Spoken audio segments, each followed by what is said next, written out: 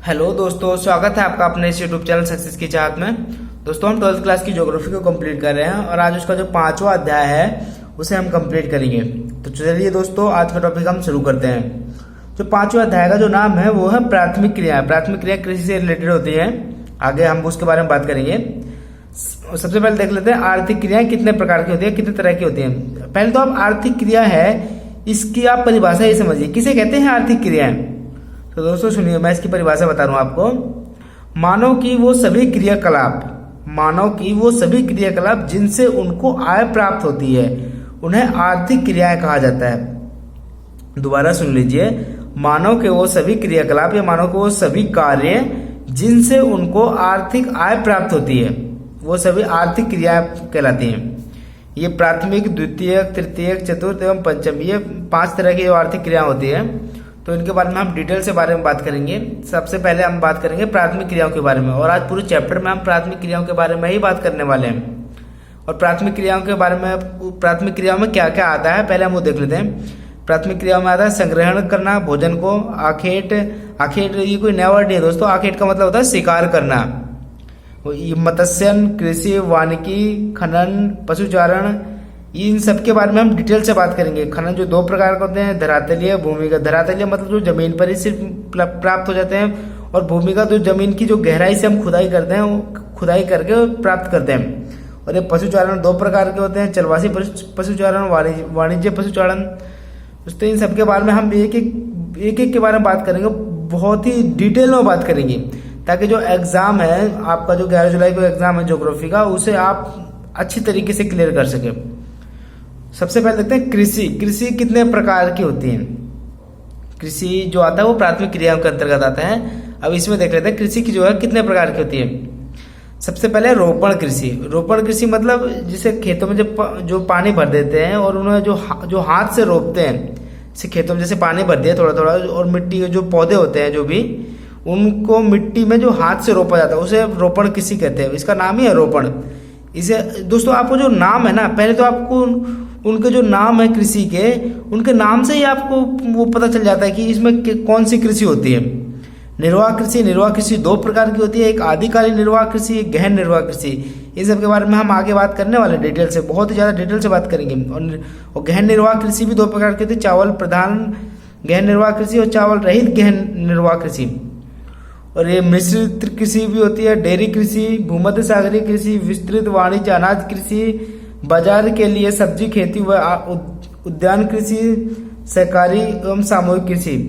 दोस्तों, इन सब के बारे में हम बहुत ही ज्यादा डिटेल से बात करने वाले हैं, तो आपको घबराना नहीं है बिल्कुल भी। मैं आपको बिल्कुल इतनी ही आसान लैंग्वेज में पढ़ाऊंगा, इतनी आसान तरीके से पढ़ाऊंगा कि आपको बिल्कुल सारी बातें एक एक करके क्लियर हो जाएंगी। तो चलिए दोस्तों, जो टॉपिक आज का वो शुरू करते हैं अच्छी तरीके से। मैंने आपको बताया सबसे पहले आर्थिक क्रियाएं किसे कहते हैं। मानव की वो सभी क्रियाकलाप जिनसे उनको आय प्राप्त होती है आर्थिक क्रिया कहलाता है। ये मैंने आपको पहले बता दिया, इसको आप ध्यान रखिएगा। और ये लाल कॉपर श्रमिक किन्हें कहते हैं, ये 1 नंबर के क्वेश्चन में आ जाता है। लाल कॉपर श्रमिक किन्हें कहते हैं, इसलिए मैंने इसको रेड पेन से लिखा है, आप इसे याद रखें।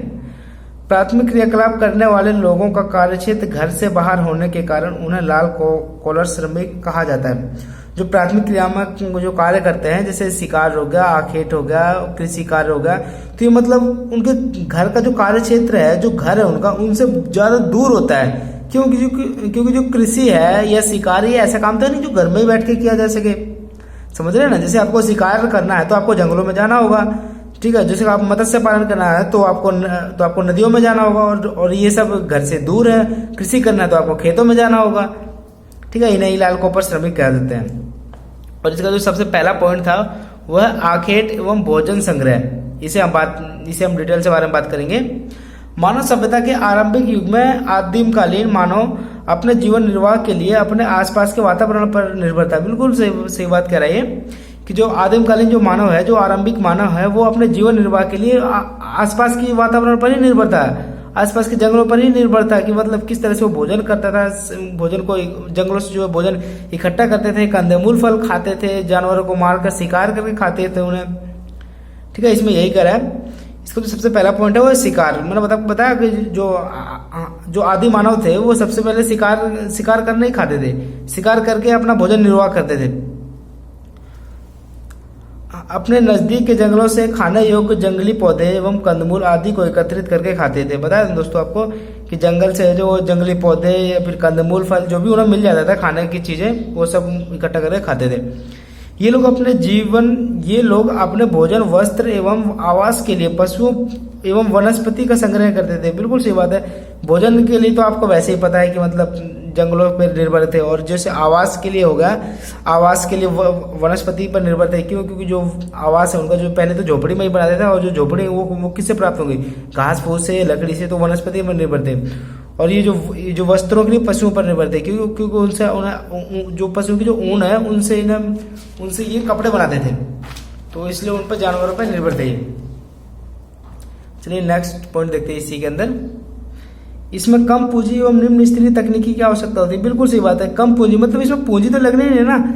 जैसे कि आप सपोज करो कि आप शिकार करने जा रहे हो, तो आपको क्या चाहिए? पहले के जमाने में ये तो है नहीं कि भाई बंदूक होती थी, कि मतलब कि डायरेक्ट बंदूक से ही आपने शिकार कर लिया। किससे शिकार करते थे आप पहले के जमाने में? बताइए। नहीं पता तो कोई बात नहीं, मैं बताता हूँ। जो पहले के जमाने में जो शिकार है वो पत्थरों से आदमी क्या करता था, और पत्थर के लिए तो उन्हें पैसे की आवश्यकता होती नहीं है। क्यों? क्योंकि पत्थर तो उन्हें ऐसे ही मिल जाते हैं। पहले के जमाने में जो पत्थर, नुकीले पत्थर है, उनसे शिकार किया जाता था, और इसमें तकनीक की भी निम्न आवश्यकता होती थी, निम्न तकनीकी। और इसके जो क्षेत्र हैं वह ऑस्ट्रेलिया, उत्तरी यूरेशिया, दक्षिणी चिली। दोस्तों ये क्षेत्र है, ये जब पूछता है एग्जाम में कि मतलब आखेट व शिकार के जो ऐसे कौन कौन क्षेत्र है जहाँ पे आखेट व शिकार किया जाता है, तो आप इन्हें याद रखिएगा। और जो इसका नेक्स्ट पॉइंट था वो है पशुचारण। ये भी प्राथमिक क्रियाओं के अंतर्गत आता है पशुचारण। पशुचारण का मतलब क्या होता है? आप इसके नाम से परिचित हो रहे हैं, जैसे पशुचारण, पशु प्लस चारण मतलब पशुओं को चराना, इसे ही पशुचारण कहते हैं। आखेट पर निर्भर रहने वाले लोगों ने जब यह महसूस किया कि केवल आखेट से जीवन का भरण पोषण संभव नहीं है, तब मानव ने पशुपालन व्यवसाय के बारे में सोचा। जब मानव ने धीरे धीरे, जब मानव का विकास हुआ, तो उन्होंने सोचा यार सिर्फ मतलब शिकार और मतलब कंदमूल फल से तो ये काम चलने वाला नहीं है। क्यों? क्योंकि जैसे जैसे मानव का विकास होता गया वैसे थोड़ी बहुत जनसंख्या बढ़ती गई, तो मतलब उसमें मतलब कहाँ तक वो मतलब निर्भर रहेंगे जंगलों पर ही। तो मानव ने धीरे धीरे पशुपालन व्यवसाय के बारे में सोचा। अब ये जो पशुपालन व्यवसाय है ये दो प्रकार के होते हैं। एक तो होते हैं चरवासी पशुचारण और एक होता है वाणिज्य पशुचारण। तो हम जो सबसे पहले चरवासी पशुचारण के बारे में बात करते हैं। चरवासी पशुचारण क्या होता है? सबसे पहले इसका अर्थ देखते हैं, इसकी परिभाषा देखते हैं। चरवासी पशुचारण में पशुपालक समुदाय चारे एवं जल की खोज में एक स्थान से दूसरे स्थान पर भटकते रहते हैं, मतलब एक स्थान से दूसरे स्थान पर घूमते रहते हैं, एक ही बात है। चलवासी पशुचारण, जैसे इसके नाम से पता चल रहा है, चलवासी मतलब चलकर, एक जगह से दूसरे स्थान पर चलकर। जैसे कि आज जो चलवासी पशुचारण इस जगह पर आ गए, और यहाँ पे जो बहुत ज्यादा घास फूस है और जो मतलब जानवरों के लिए सुटेबल है, और उन्होंने इस जगह के जो घास फूस है इस जगह को खा लिया। जब इस जगह को घास फूस जो खा लेंगे जानवर, तो जब इस जगह में खत्म हो जाएंगे तो दूसरी जगह पे जाएंगे, और दूसरी जगह पे जाने के लिए इन्हें दूसरी जगह जाना पड़ेगा, चलना पड़ेगा। तो इसे ही चलवासी पशुचारण कहते हैं। और इसमें जो पूंजी है, इसमें पूंजी भी कम की आवश्यकता होती है, यह पूंजी प्रधान नहीं है।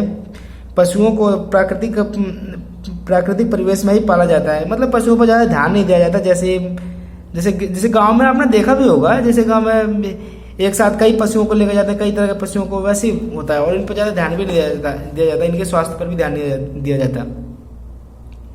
पशुओं की देखभाल, इसका तीसरा पॉइंट है, इसे देख लिए। पशु प्राकृतिक रूप से बड़े होते हैं और उनकी विशेष देखभाल नहीं की जाती। मैंने आपको बताया प्राकृतिक रूप से जैसे बड़े होते हैं, उनकी विशेष देखभाल नहीं की जाती इनकी।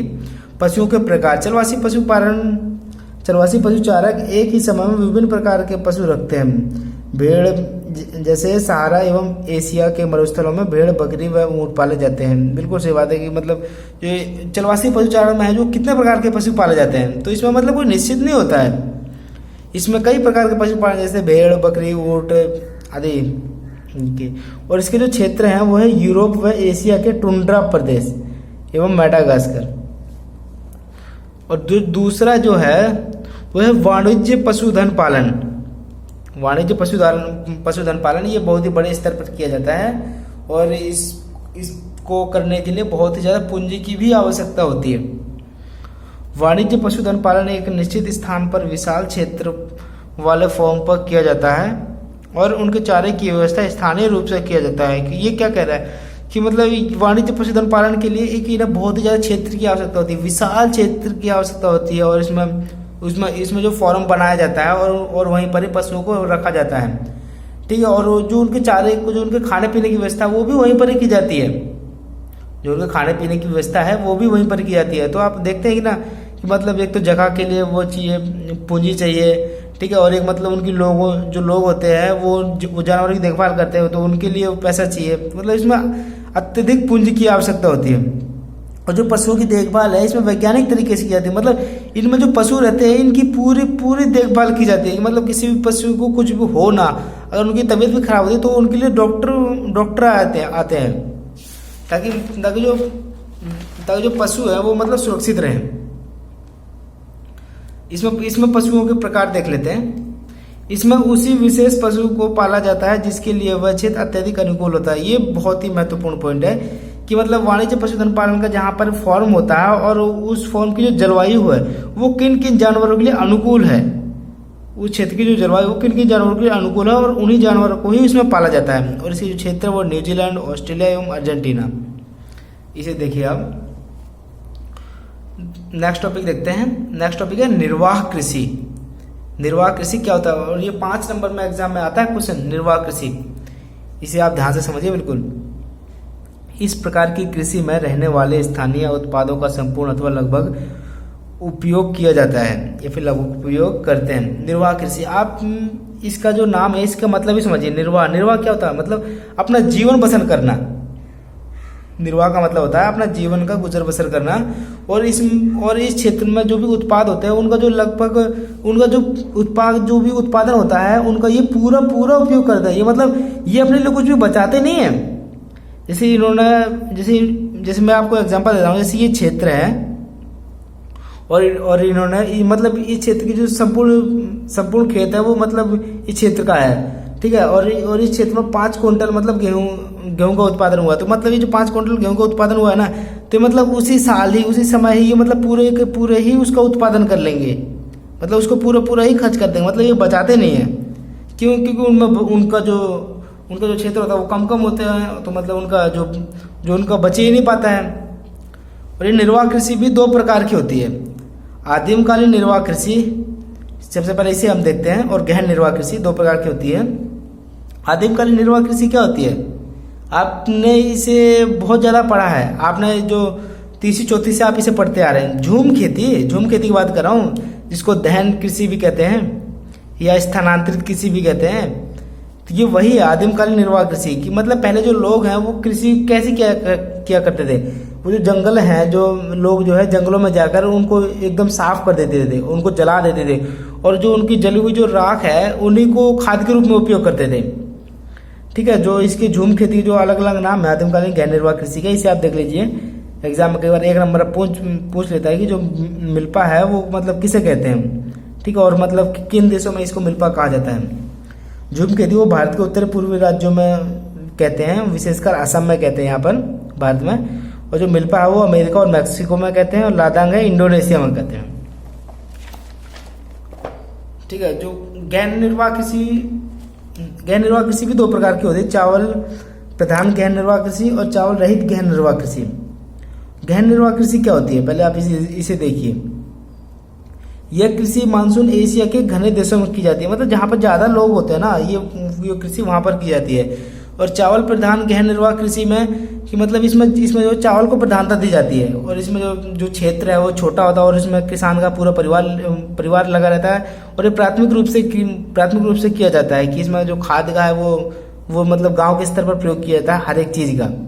और चावल रहित गहन निर्वाह कृषि मतलब इसमें इस क्षेत्र की जो जलवायु है वो चावल के लिए अनुकूल नहीं होती है, मतलब इसमें चावल का उत्पादन को छोड़कर अन्य चीज़ों का उत्पादन किया जाता है, इसलिए इसका नाम है चावल रहित गहन निर्वाह कृषि। तो दोस्तों आज का जो टॉपिक है वो मैं सोच रहा हूँ यही था, क्योंकि ये चैप्टर कुछ ज़्यादा बड़ा है, तो मैं आपको सोच रहा हूँ कि इसका दूसरा पार्ट लेके आऊँ, ये पार्ट बहुत ज़्यादा लंबा हो जाएगा, ठीक है दोस्तों। तो हम मिलते हैं इसके नेक्स्ट पार्ट में। दोस्तों मैंने इसके नोट्स कंप्लीट करके रखे हैं इस चैप्टर के, तो लेकिन ये कुछ ज़्यादा लंबा हो जाएगा, तो इसी के साथ हम इस टॉपिक को समाप्त करते हैं, और इसके जो नेक्स्ट अध्याय है उसमें हम मिलते हैं। तो चलिए दोस्तों, वीडियो देखने के लिए बहुत बहुत धन्यवाद, थैंक यू। दोस्तों अगर आपको वीडियो पसंद आती है तो हमारे चैनल को लाइक करें, कमेंट करें एंड सब्सक्राइब करें। दोस्तों इसमें आप हमारा साथ दीजिए, मैं आपको बहुत ही बेहतरीन तरीके से ज्योग्राफी को पढ़ा रहा हूँ ताकि जो आपका एग्ज़ाम है 11 जुलाई को उसे आप अच्छी तरीके से दे सकें। तो चलिए दोस्तों आज का टॉपिक हम समाप्त करते हैं। बहुत बहुत धन्यवाद, थैंक यू।